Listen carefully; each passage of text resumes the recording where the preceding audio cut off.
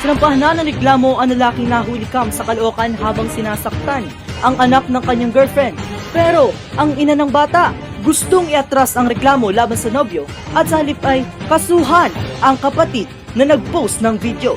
Nakatutok, Carl Simon Rebolado, exclusive. Hawak kamay ang magtsuwing ito nang dumulog sa piskales sa Caloocan. Sinampahan na nila ng reklamong child abuse. Ang lalaking nahuli kam na nanakit sa biktimang 6 na taong gulang lang. Ang suspect, boyfriend ng nanay ng bata. Pero sabi ng nanay na nagtatrabaho abroad, iaatras niya ang reklamo laban sa boyfriend. Sa halip ang kanyang irereklamo ay ang isa pa niyang kapatid na nag-post online ng video ng pag-aabuso ng kanyang anak. Sobrang stress ko po dito doon. Dahil sa ginawa sa mga post po ng kapatid ko na yun. I-atras ko ho yung kaso ng jowa ko, sir. Kasi binastos na rin ho ako sa social media. Sirang-sira na rin ho ako. So pag uwi ko ho, ang kakasuhan ko yung kapatid ko. Sobra ho yung paninirang ginawa sa akin sa social media ho, sir. Kasi ho, hindi ko ho sinabing i-post yung video ng anak ko, sir. Dahil iniingatan ko yung privacy ng anak ko. Kaya ko po na i-post yung video for awareness po para mabigyan ng hustisya yung sa pamangkin ko. Kwento ng ina ng biktima, gusto niya talagang panagutin ang boyfriend nung hindi pa ipinopost ng kapatid ang video. Yung sa sinabi po ng kapatid ko na wala akong balak kasuhan, sir, yung boyfriend ko. Sir, hindi ho totoo yun. Sabi ko ho talaga sa boyfriend ko, mahal kita pero dapat panugutan mo yung kaso. Actually, sir, 2 beses ko ho siyang pinapunta sa DSWD ho at saka sa police ho kahapon. Hindi ko talaga siya dinampot at wala pa pong file.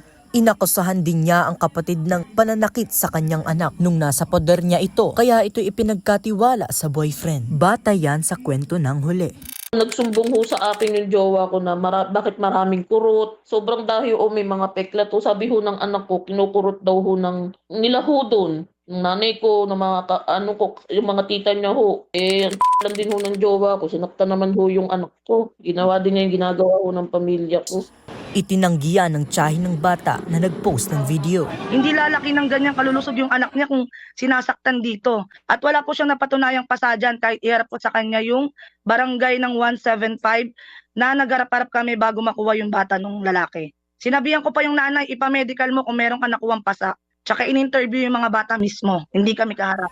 Sa Nobyembre, uuwian niya ang ina ng bata para kunin ito at 3 iba pang anak sa mga kapatid. Pero nanindigan ng tiyahin. Hindi namin pwedeng ibigay kasi baka pag nakuha niya, ipapasa na naman niya sa kung sino-sinong tao. Ibibigay niya sa hindi ka mag-anak, hindi ka dugo. Kung kakasuhan niya ako, lalaban din po.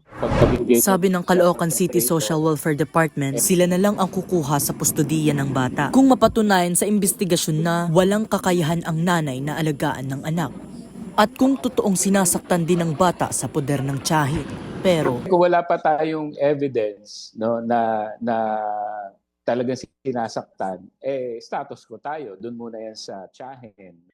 para sa GMA Integrated News, Carl Simon Rebolado, nakatutok 24 oras.